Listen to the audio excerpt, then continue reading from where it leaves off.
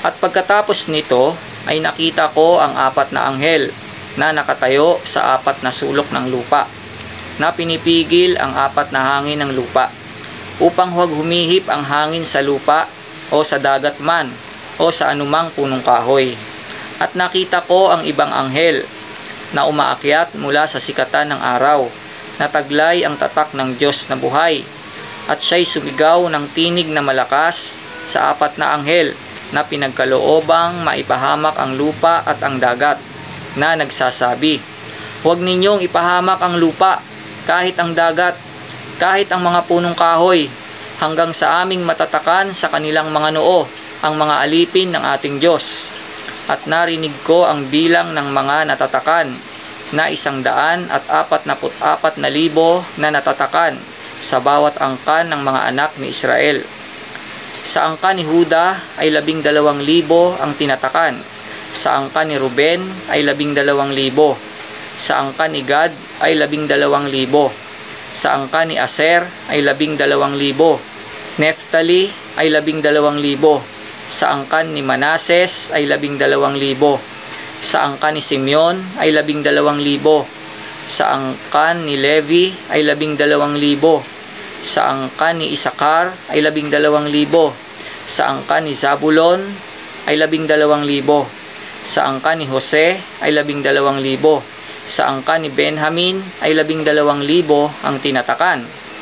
Pagkatapos ng mga bagay na ito ay tumingin ako, at narito ang isang lubhang karamihan na di mabilang ng sinuman na mula sa bawat bansa at lahat ng mga angkan at mga bayan at mga wika, na nakatayo sa harapan ng luklukan at sa harapan ng kordero, na nangadaramtan ng mapuputing damit at may mga palma sa kanilang mga kamay.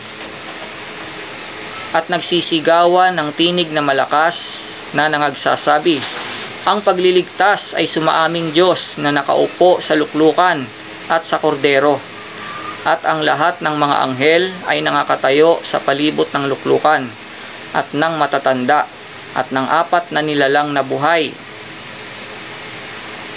At sila'y nangagpatirapa sa harapan ng luklukan at nangagsisamba sa Diyos, na nangagsasabi, "Siya nawa, pagpapala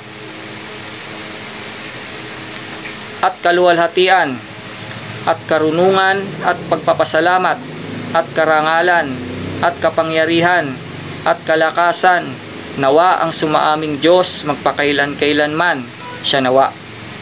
At sumagot ang isa sa matatanda na nagsasabi sa akin, "Ang mga ito na nangadaramta ng mapuputing damit ay sino-sino at saan nagsipanggaling?" At sinabi ko sa kanya, "Panginoon ko, ikaw ang nakakaalam." At sinabi niya sa akin, "Ang mga ito'y ang nanggaling sa malaking kapighatian at nangaghugas ng kanilang mga damit at pinaputi sa dugo ng kordero. Kaya't sila'y nasa harapan ng luklukan ng Diyos at nangaglilingkod sa Kanya araw at gabi sa Kanyang templo. At siyang nakaupo sa luklukan ay lulukuban sila ng Kanyang tabernakulo. Sila'y hindi na magugutom pa ni mauuhaw pa man, ni hindi na sila tatamaan ng araw o ng anumang init, sapagkat ang kordero na nasa gitna ng luklukan ay siyang magiging pastor nila, at sila'y papatnugutan sa mga bukal ng tubig ng buhay, at papahiri ng Diyos ang bawat luha ng kanilang mga mata."